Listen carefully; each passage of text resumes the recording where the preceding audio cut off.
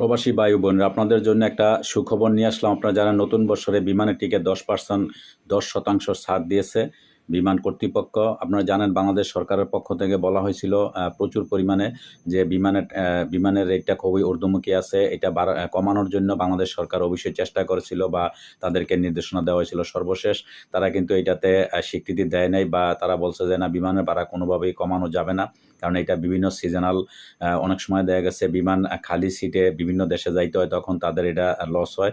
আর যখন কিছু কিছু সিজন আছে, যেমন এই শীতের সিজনে এখন লোকজন প্রচুর পরিমাণে দেশের বাইরে থেকে প্রবাসী যারা আছে দেশে আসা যাওয়া করে। এই সময় বা হাউজের সময় আপনারা জানেন প্রচুর পরিমাণে অনেক সময় টিকিট পাওয়া যায় না। তো যেই মুহূর্তে টিকিট পাওয়া যায় না, ওই সময় টিকিটের দাম ওরা দ্বিগুণ নিয়ে নেয়, এবং যখন টিকিটের দাম কম থাকে তখন আবার অফারও দেয়। তো যাই হোক, সব মিলিয়ে এখন 10% সরকারের যে দাবি করেছিল বা তাদেরকে নির্দেশনা দিয়েছে, এখন বিমান কর্তৃপক্ষ থেকে 10% ছাড় দেওয়া হয়েছে।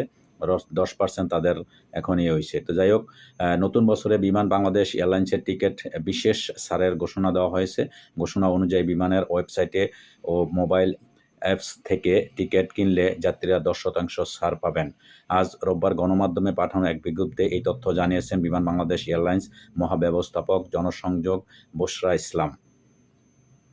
বিজ্ঞপ্তিতে উল্লেখ করা হয়েছে, বিমান বাংলাদেশ এয়ারলাইন্স ওয়েবসাইটে www.biman-airlines.com ও মোবাইল অ্যাপস থেকে টিকিট কেনার সময় প্রোমো কোড FlyBG2025 ব্যবহার করলে বিমানের অভ্যন্তরীণ ও আন্তর্জাতিক সব গন্তব্যে মূল্য ভাড়ার ওপর 10% ছাড় পাওয়া যাবে। পরবর্তী বিজ্ঞপ্তি না দেওয়া পর্যন্ত অফারটি কার্যকর থাকবে বলে জানানো হয়েছে।